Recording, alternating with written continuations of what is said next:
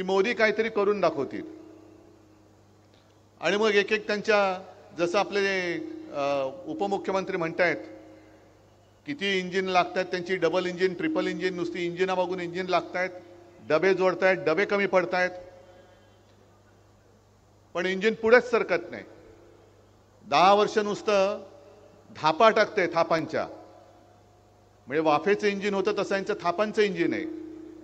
तुम्ही किती डबे लावा, किती इंजिन लावा, आता देशातल्या जनतेने ठरवलं की दिल्लीतलं मुख्य इंजिनच बदलून टाकायचंय आणि जी बुलेट ट्रेन तुम्ही आणताय त्याच्यापेक्षा शतपटीने जास्त वेगाने ते इंजिन पुन्हा गुजरातला पाठवून द्यायचंय. आता गो बॅक. कालच या मतदारसंघात म्हणजे मला काय काय वेळेला दया येते, कीव येते की किती वेळा बोलायचं या लोकांना तरी सुधरतच नाही. मागे सुद्धा पालघरमध्ये आलो होतो, कुठे आपली सभा होती, बोईसर. त्याच्या आदल्या दिवशी हेच काल आले होते ना भाकड जनता पक्षाचे नेते बेअकली, तेच परत आले होते. मी बेअकली एवढ्यासाठी म्हणालो कारण मी माझ्या सभेत बोललो होतो की यापुढे जो शिवसेनेला नकली म्हणेल तो बेअकली आहे. त्याच्यामुळे काल ते बोलले म्हणजे ते बेअकली आहेत. आणि ज्याला अक्कल असते त्याला एकदा सांगितलेलं कळतं, यांना कळतच नाही म्हणून हे बेअकली आहेत.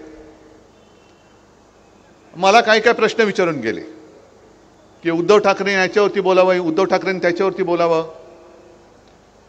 मी अमित शहाना सांगतोय, जे बोईसरच्या सभेत बोललो होतो तेच परत सांगतोय की तुम्हाला जरा जरी अक्कल असेल तर माझ्याबरोबर व्यासपीठावरती या आणि कुठे म्हणाल तिकडे तुमच्याबरोबर मी चर्चा करायला तयार आहे. तुम्ही वाटेल ते प्रश्न विचारा, मी बोलायला तयार आहे, पण मी जे प्रश्न विचारेन त्याच्यावरती तुम्ही बोला. मध्ये त्यांनी मला प्रश्न विचारला होता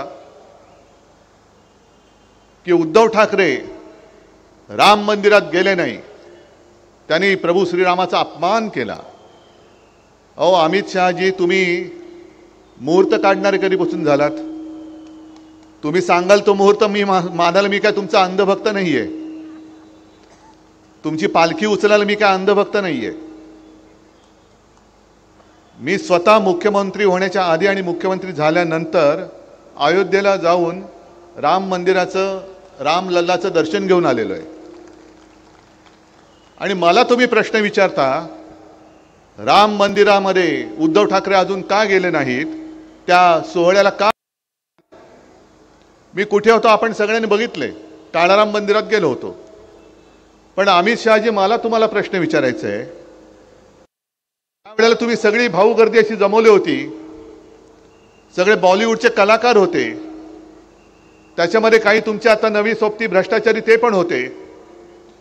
माझ्या देशाची अस्मिता असं ते तुम्ही मोठं मंदिर उभं केलं, तुम्ही नाही केलं, कोर्टाच्या निकालाने ते झालं, पण श्रेय तुम्ही उपटायला गेलात.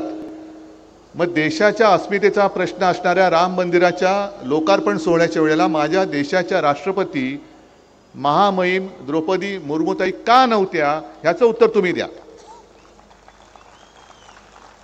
का मुर्मूबाईंना, त्या आपल्या महामहिम राष्ट्रपतींना तुम्ही गाभाऱ्यामध्ये का घेऊन गेला नाहीत? आदिवासी आहेत म्हणून. आणि याच तुमच्या बुरसटलेल्या गोमूत्रधारी मानसिकतेविरुद्ध महामानव डॉक्टर बाबासाहेब आंबेडकरांनी लढा दिला होता. त्याच काळाराम मंदिरात तुम्ही तिथे जेव्हा तुमच्यावरती कॅमेरा ठेवून, म्हणजे मोदीजींवरती कॅमेरा ठेवून राम राम राम राम करत बसला होता, तेव्हा मी त्या काळाराम मंदिरात गेलो होतो. हे काय तुम्हाला माहिती नाही? ठीक आहे, मला जास्त काय त्यांच्यावरती बोलण्यासारखं आहे असं काय वाटत नाही. पण मोदी आणि शहा दोघांनाही मला सांगायचंय की तुम्ही देशभर फिरता आहात, महाराष्ट्रामध्ये फिरता आहात, तुम्हाला जरा जरी काही संवेदना आहेत का? कारण तुम्ही आता जे काय मतांची भीक मागत सगळीकडे फिरताय, तुमच्या दिमतीला सगळं काही आहे. जनतेच्या पैशातून सगळ्या ज्या काय सोयी सुविधा आहेत, मग कदाचित एअरफोर्सची विमान आहेत, हेलिकॉप्टर्स आहेत, सगळ्या तुमच्या बुलेट प्रूफ गाड्या, जॅमर, जिथे जिथे मोदी जातात तिकडे एअरफील्ड बंद करून टाकतात. सर्वसामान्य माणसांना जाता येत नाही तिकडे. जिथे सभा असते तिथे पूर्ण, म्हणजे पुण्यात सभा झाली, जणू काही लष्कराची छावणी असावी अशा पद्धतीने बंदोबस्त लावला होता. आणि असं सगळं छान शोकी करून तुम्ही मतांची भीक मागता आणि ज्यांच्याकडे भीक मागता तुम्ही त्यांचा कधी विचार केलाय? आता तुम्ही तुमचे जे काही जोडे जिजतच नाही म्हणा, पण जेव्हा माझा शिकलेला तरुण किंवा तरुणी रोजगारासाठी सगळीकडे दारोदारी फिरत असतो, कोण देत नाही त्याला, मग तुम्ही मत मागितल्यानंतर आम्ही तुम्हाला मत देतो. 2 कोटी रोजगार तुम्ही देशाला देणार होतात, मग तीच माणसं तुमच्या त्या भूलथापांना भुलून त्यांनी तुम्हाला मतदान केलं होतं आणि मग ते दारोदारी जेव्हा वणवण फिरतायत त्यांची काय हालत होत असेल? त्यांच्या दिमतीला पोलीस, सैन्य, एअरफोर्सची विमानं नाही आहेत, गाड्या नाही आहेत. घरी गेल्यानंतर आई वडील विचारतात, काय रे नोकरी मिळाली का? नोकरी मिळत नाहीये. स्वतःचं घर कसं चालवायचं वय निघून चाललंय. 10 वर्ष गेली तुमच्या नादी लागून. म्हणजे त्यावेळेला जे 25 वर्षाची मुलं होती ती आज 35 वर्षाची झाली, तरी त्यांना नोकरी नाहीये.